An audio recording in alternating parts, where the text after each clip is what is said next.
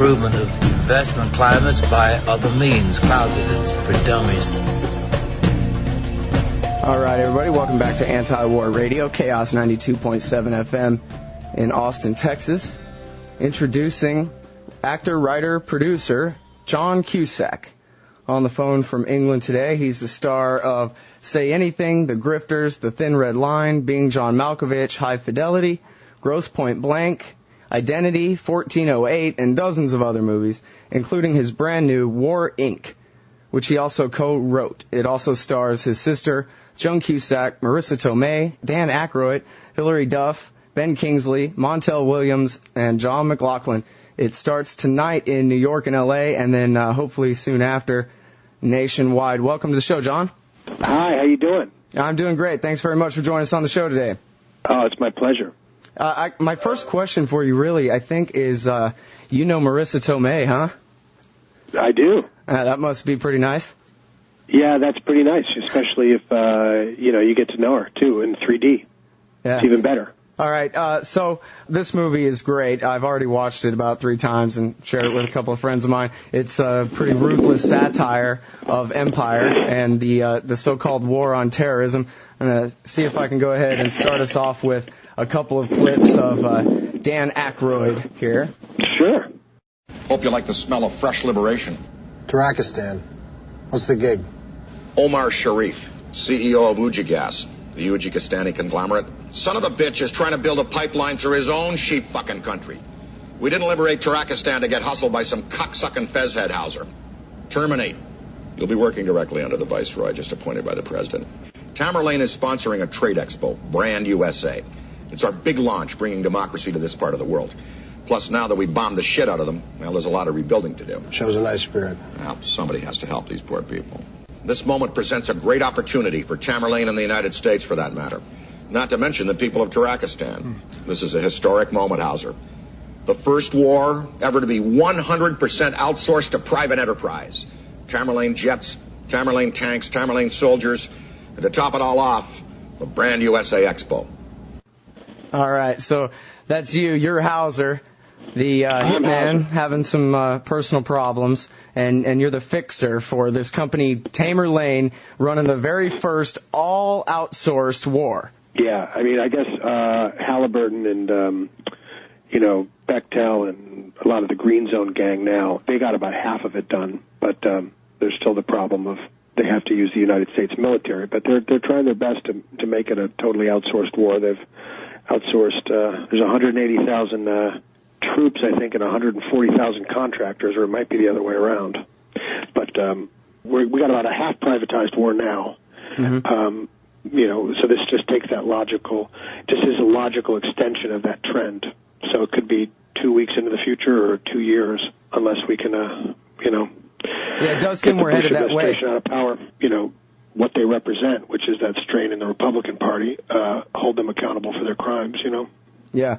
I just interviewed a guy named Bruce Falconer from Mother Jones magazine, and he had written this article all about Blackwater, and he talked about how they really are now building their own Navy, their own Air Force, and their own ability to actually do an entire war.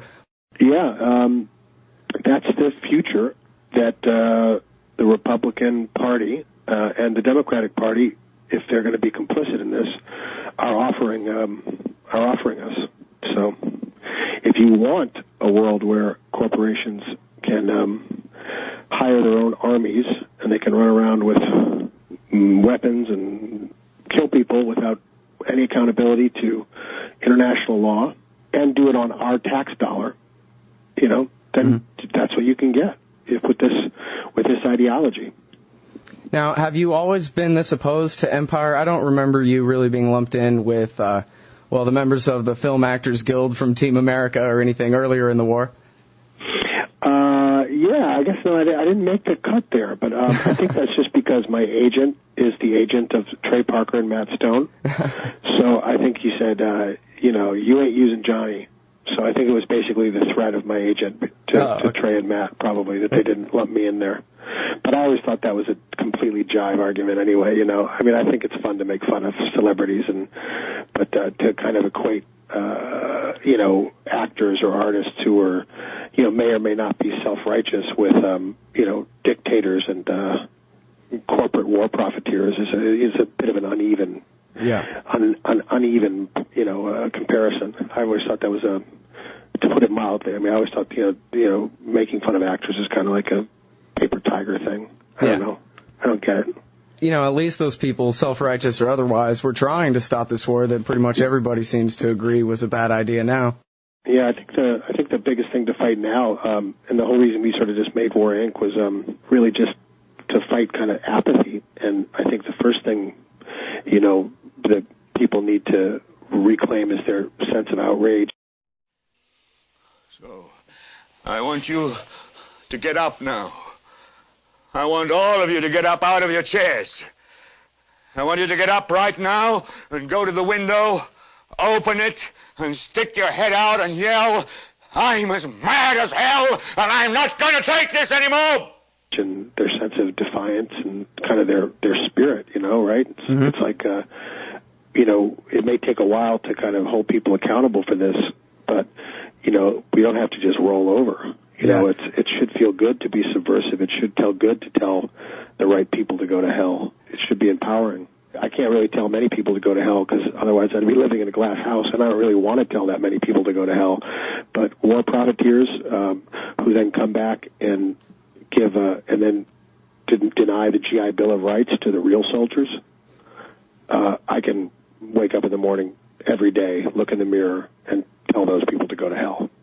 Well, part of the joy for the movie for me was just seeing you get away with it, because it really is very ruthless in its delivery of the satire, gag after gag for the first 40 minutes. It's pretty shocking, and that was part of the joy for me was that, wow, John Cusack and these guys got this movie even made.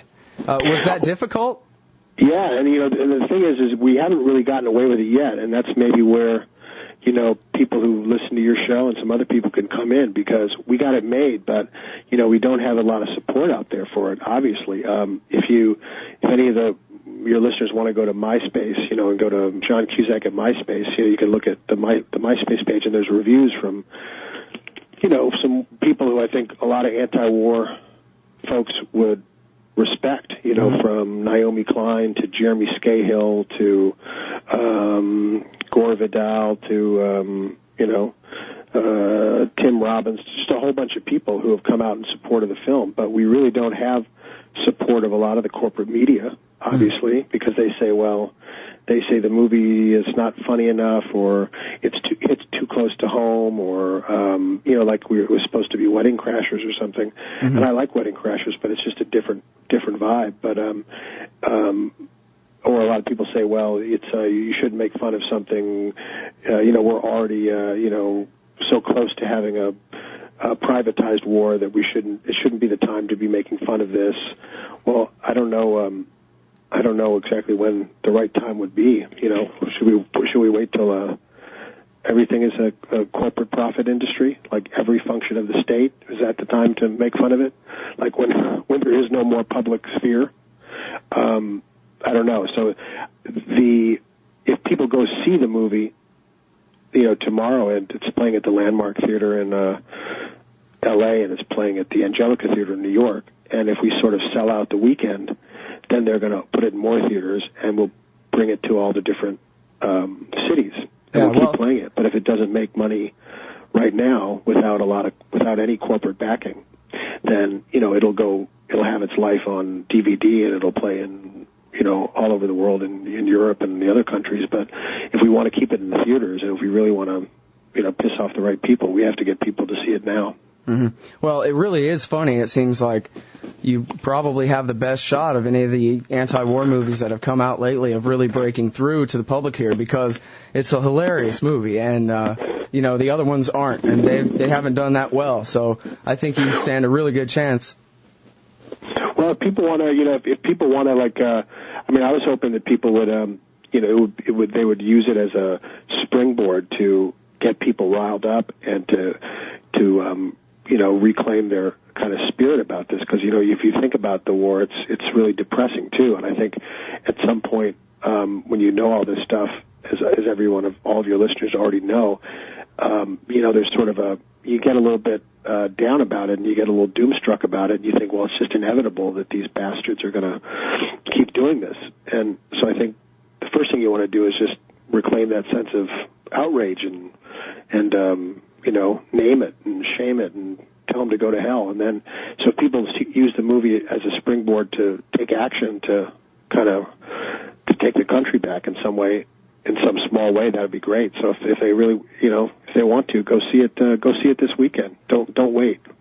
And then if we can keep it in the theaters, maybe we can have some real fun with this. And I'd love to keep it in the theaters all the way to the Republican convention.